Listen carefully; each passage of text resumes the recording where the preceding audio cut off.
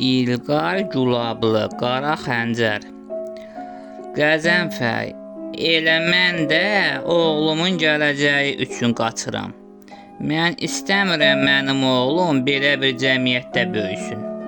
Mənim Türkiyədə sərvətim var, varım dövlətim var.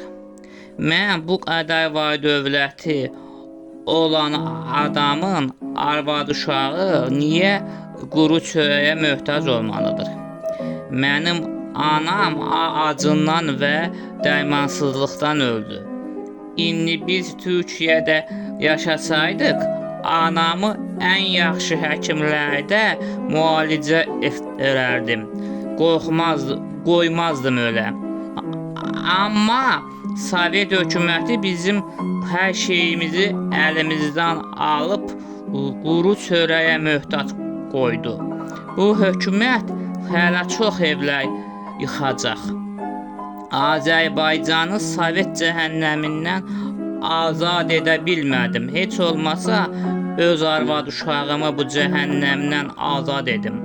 Oğlum azad cəmiyyətdə sağlam böyüyüb savadlı və fərasətli bir kişi olsun. Yoxsa kolxozda ya da zavodda fəhlə olmasın. Demirəm fəhləlik pis şeydir. Onlar da əllərinin zəhməti ilə işləyib ailələrini dolandırırlar. Amma Sovet hökuməti onların adından istifadə edib öz rejimini yaradıb və fəhlələri daha çox istismar edərək ancaq bir nəfərə xidmət edir. O bir nəfər də yer üzündə ağalıq edir və zəhmətkeş xalqları öz əsarəti altında boğur. Mən oğlumun onun əsarəti altında böyüməsini istəmirəm. Mən mütləq bu cəhənnəmdən azad etməliyəm oğlumu. Qəzənfər, indi sən mən deyənə yaxşı qulaq as. Sabah get rayon mərkəzində oradan bir taksi tut. Biz də o vaxta qədər hazırlaşaq. Anamın gizlətdiyi dədə-babadan qalma bir-iki əşya var. Onları da satıb pulları ilə qaçarıq. Maşımızı da dünən almışıq. Səhəri günü Qəzənfər gedib rayon mərkəzindən maşın tutdu. Yusif və Zinət hazırlıq görmüşdü. Kənddə onları heç kim izləmirdi. Çünki kənd cəmaatı məhz cəmaatidir. Kənddən kənarda Qəzənfər xarac edirdi, KGB tərəfindən izlənilirdi. O çıxan kimi KGB onu izlədi və nəhayət mənə xəbər gəldi ki, Yusif bəy Dərbətdədir. Ailəsi ilə qaçmaq istəyir. Tez bütün respublikanı ayağa qaldırdım. Sovet ordusu, polis, KGB'si hamısı onların arxasınca düşdü. Onlar gəlib Qaryagin, indiki Füzuli ərazisinə daxil oldular. Məqsədləri arazi keçib İrana daxil olmaq idi. Onlar biləndə ki, biz onları izləyirik, tez maşını saxladıb düşdülər. Maşın geri qayıtdı. Biz maşını saxlatdırsaq da içi tamam boş idi. Şofer bizə onların yerini dedi. Əməliyyatda şəxsən mən də iştirak edirdim. Onların Araz sahillərində olduğunu düşünüb arazi mühasirəyə aldıq. Həqiqətən də Kürə nisbətən Araz sakit, aramlı çay sayılır. Kür dəli Kür, Araz isə Xan Araz kimi mənalandırılır.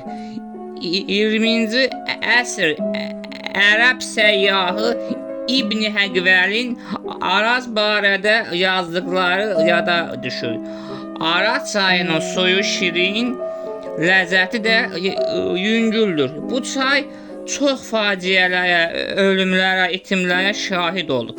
O gün təpədən dırnağa silahlanmış əsgərlər qarış-qarış onları axtarırdılar. Dekabr ayı idi, qar dizdən idi. Əyinlərindən hərbi forma geyinmiş əsgərlər güclə yeriyirdilər. Gecə saat 2-3 olaydı. Göz gözü görmürdü. Əsgərlər əllərindən fənərlə gəzirdilər. Onların yanlarında boyunlarından zəncirlənmiş itləri də var idi. Bu itlər elə itlər idilər ki, adamı onların ağzına atsan diri-diri yeyərdilər. Əsgərlər əllərindəki fənərlərin işıqları ilə onları axtarırdılar. Elə bu vaxt əsgərlərdən biri qışqırdı. Oradadırlar, qaçırlar. Digər əsgərlər də bu əsgərin göstərdiyi yerə baxdılar. Həqiqətən də onlar orada idilər, qaçırdılar. Əsgərlər onların dalınca düşdülər. Onlara qaçmayın, dayanın deyə xəbərdarlıq etsələr də onlar məhəl qoymadan qaçırdılar. Uşaq Qəzənfərin ocağında idi. O bərk qaçırdı. Yusif və Zinət isə onun dalınca qaçırdılar. Qəzənfər ocağında uşaq olmasına baxmayaraq sürətlə qaçırdı. Yusif və Zinət isə ondan bir qədər möhkəm qaçırdılar. Amma yenə də qaçırdılar. Əsgərlər onların arxasınca atəş açdılar. Amma güllələrdən heç biri onlara dəymədi. Yusif başa düşdü ki, onlarla döyüşməmək mümkün olmayacaq. Artıq yolun axırıdır. O Qəzənfərə səsləndi. Dayan Qəzənfər. Qəzənfər dayanaraq ona tərəf dönüb cavab verdi. Buyurun bəy. Amanat üstündədir. Bəli bəy, üstümdədir. Uşaq və ailə yadigarım sənə amanatdır. Tez qaç get. Bizi gözləmə, baş üstə bəy. O qaçaraq gözlərdən itdi. Daha sonra Yusif cibindən bir tapança çıxartdı və Zinətə dedi: Sən bir yer tap, gizlən. Mən deyənə qədər də yerindən tərpənmə. Mən onlarla vuruşacağam. Baş üstə bəy. Zinət gedib özünə kiçik bir ağacın dibində yer tapıb gizləndi. Yusif isə kolluğun dibində dayanıb əsgərlərlə güllə atmağa başladı. O yaxşı nişancı idi. Sərras atəşlər açaraq bir neçə əsgəri yerə sərdi. Onların bəziləri elə yerindəcə öldülər, bəziləri də yaralandılar. Nəhayət onun gülləsi qurtardı. Bu vaxt əsgərlərin komandiri ona səsləndi. Yusif bəy, qanunnamə təslim ol. Yusif əlindəki silahı komandirə tuşlayaraq onun üzərinə getdi. Bunu görən əsgərlər 5 atılan tüfənglərlə çavuşun əmri ilə hamısı birdən ona tərəf atəş açdılar. Zinət bunu görər-görməz özünü onun üzərinə ataraq Yusifi ölümdən xilas etdi.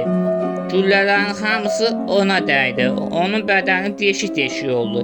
Güllələrdən biri onun ürəyinə dəydi və o yerindəcə öldü. Yusif isə əlindəki tapançanı çavuşa tərəf tuşladı. Çavuşun əmri ilə 5 atılanlardan güllələr atıldı. Yusifin də bədəni deşik-deşik oldu. Amma o yıxılmadı.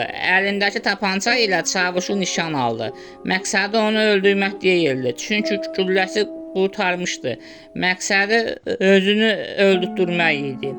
Yusifə görə ölmək təslim olmaqdan daha şərəfli bir iş idi. Onun gülləsinin qurtardığını başa düşməyən çavuş 3-cü səfər atəş əmri verdi. Nəhayət onun silahı əlindən düşdü və yerə yıxıldı. Bir neçə saniyə çabalayıb keçindi. Əsgərlər onun meyidindən də qorxurdular. Birdən ölməz durub bizi vurar deyə çəkinə-çəkinə onun meyidinə baxdılar. Öldüyündən arxayın olduqdan sonra ər və arvad ikisinin də meyitlərini tibbi ekspertdən keçirib dövlət tərəfindən gizli şəkildə dəfn etdilər. Ata, deməli sən də əvvəllər